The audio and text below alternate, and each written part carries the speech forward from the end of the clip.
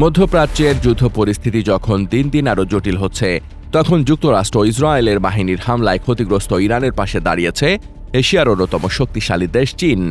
দক্ষিণ ইরানের মিনাব শহরের একটি স্কুলে ভয়াবহ ক্ষেপণাস্ত্র হামলায় বিপুল সংখ্যক শিক্ষার্থী নিহতের ঘটনায় গভীর শোক প্রকাশ করে $2 লাখ জরুরি মানবিক সহায়তা ঘোষণা করেছে বেইজিং।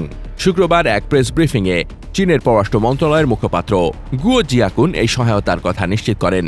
চীনের পররাষ্ট্র মন্ত্রণালয় জানিয়েছে, জরুরি মানবিক সহায়তা হিসেবে ইরানের রেড ক্রিসেন্ট সোসাইটিকে এই অর্থ প্রদান করবে চীনের রেড ক্রস সোসাইটি। মূলত স্কুলে ক্ষেপণাস্ত্র হামলায় নিহত শিক্ষার্থীদের অভিভাবকদের প্রতি সমবেদনা এবং ক্ষতিপূরণ হিসেবে এই অনুদান দেওয়া হচ্ছে। মুখপাত্র জিয়াকুন বলেন, স্কুলে হামলা এবং নিরপরাধ শিশুদের প্রাণহানি আন্তর্জাতিক মানবিক আইনের গুরুতর লঙ্ঘন। এটি মানবতা ও মানব বিবেকের মৌলিক সীমা অতিক্রম করেছে।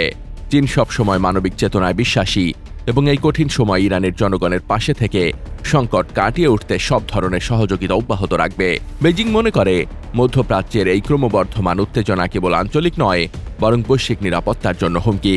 চীনের মুখপাত্র গুয়ো জিয়াকুন হুঁশিয়ারি দিয়ে বলেন, সব দেশের সার্বভৌমত্ব এবং ভৌগোলিক অখণ্ডতাকে সম্মান করতে হবে।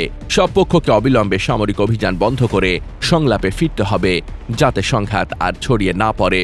এর আগে গত 28 ফেব্রুয়ারি দক্ষিণ ইরানের মিনাব শহরের শাহজারাহ তৈয়বাহ প্রাথমিক বিদ্যালয়ে মার্কিন টমাহক ক্ষেপণাস্ত্র হামলায় অন্তত 165 জন স্কুল ছাত্রী নিহত হওয়ার খবর পাওয়া গেছে। ওই দিন থেকে যুক্তরাষ্ট্র ও ইসরায়েল যৌথভাবে ইরানে বড় ধরনের সামরিক অভিযান শুরু করে।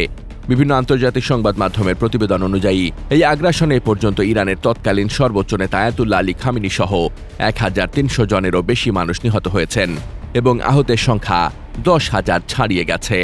ডেস্ক রিপোর্ট, বার্তা বাজার।